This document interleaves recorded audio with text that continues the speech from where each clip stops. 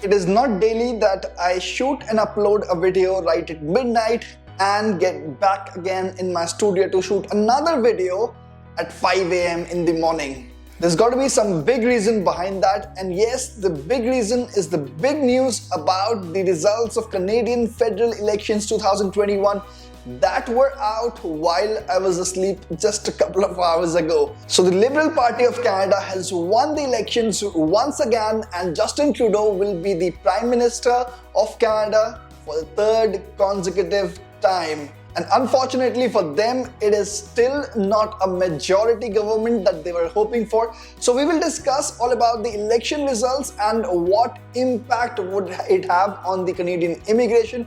What should you expect from the Trudeau government 3.0 in the world of Canadian immigration? What challenges they have to face? We will talk all about this in this video. So if you're interested, stay tuned.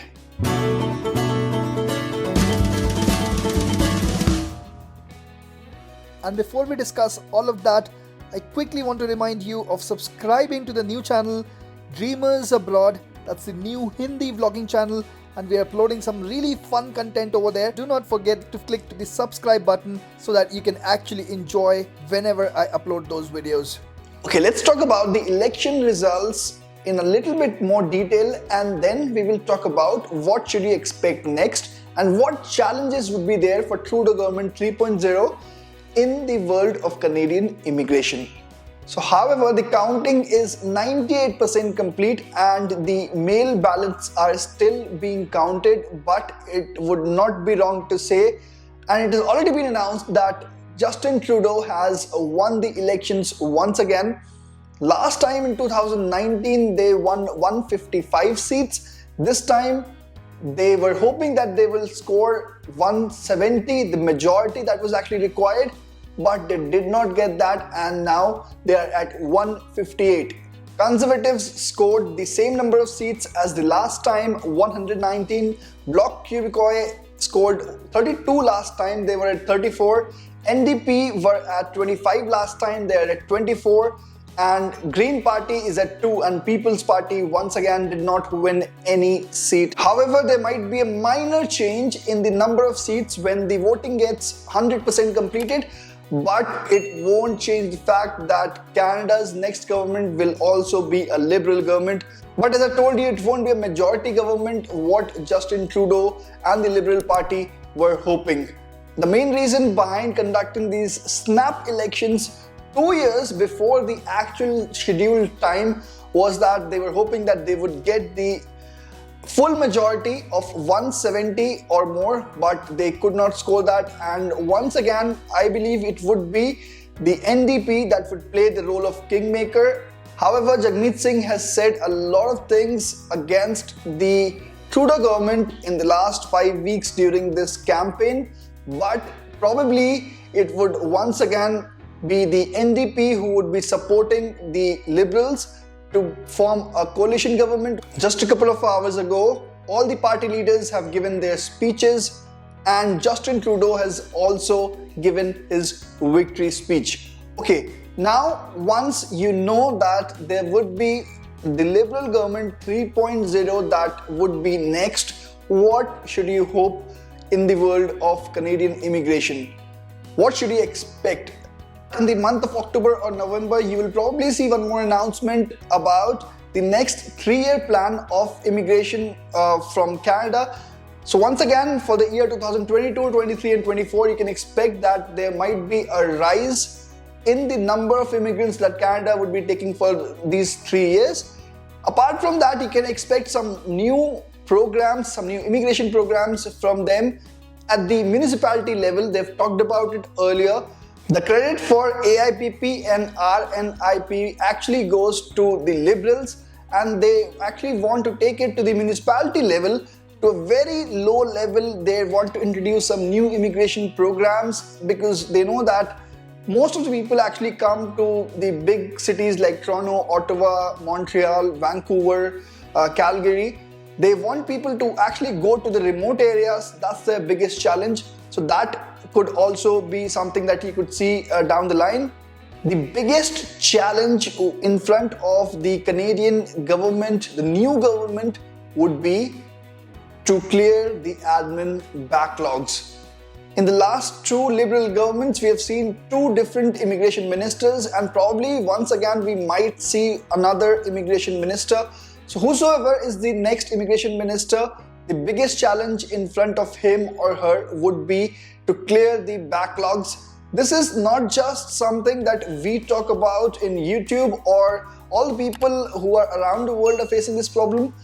People in Canada also know about it. This was probably one of the biggest reasons in the election manifesto in the area of immigration that was there in all the manifestos across all the parties.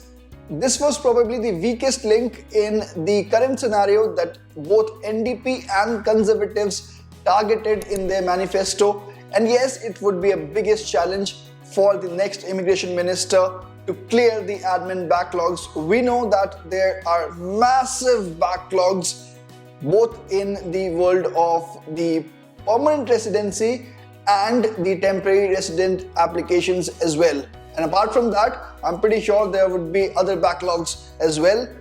IRCC has been getting heavily criticized in the way they have handled the pandemic.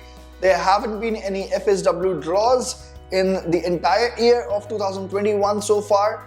Then there are people who are waiting to get their PPRs. They recently announced a measure to prioritize the tourist visas, and then they took a U-turn. So it won't be wrong to say that they're having a tough time to handle all of this at this point of time, and it would be a challenge for the new government once again. Family reunification would again be the next thing that would be a big challenge for them. They have been trying to handle it both for spousal sponsorship and parents and grandparents sponsorship. In spousal sponsorship, it still takes around an year for people to get the visa approved for their spouse. And for parents and grandparents sponsorship, it was first come first served basis system first of all, and then they changed it to lottery system, but that's also being criticized. They also need to modernize these systems, especially the spousal sponsorship. They've been talking about it in the past that they want it to be an online system, just like the citizenship. They introduced the online system recently, and it would be a challenge for them now to actually implement the online system in the spousal sponsorship as well. Then apart from the admin backlogs, there was something which was there in the manifesto both of the Liberals and the Conservatives. They both talked about how they want to give international students and temporary workers a chance to become permanent residents here in Canada. So definitely you can also expect once again that a couple of new measures might be taken in this area as well. Yes, in 2021 we have seen couple of big announcements from the Canadian government, couple of big draws, and also we have seen TR to PR program where so many temporary residents were given a chance to become the permanent residents of Canada. So you can definitely expect some new programs or maybe some new steps taken in that direction as well. But all of these things you don't want to expect in the next couple of months and get disappointed once again. Maybe you can expect an FSW draw or an all-program draw. No, I'm not going to talk about it now in this video, because whatever predictions we have made so far, Canada has been throwing all the predictions out of the window. So we won't be predicting anything about the FSW draws now until they actually happen and I tell you that the draws have been conducted. But yes, congratulations to all of those who were actually hoping to get a Liberal government. Most of us, since we have thought of immigrating to Canada, we have seen the Liberal government since 2015. So probably the main thinking behind the immigration won't change. Liberals have always been getting considered as pro-immigration, and that's something that you would see in the upcoming years as well. Thanks a lot guys for watching this video. If you like the video, please click the thumbs up button.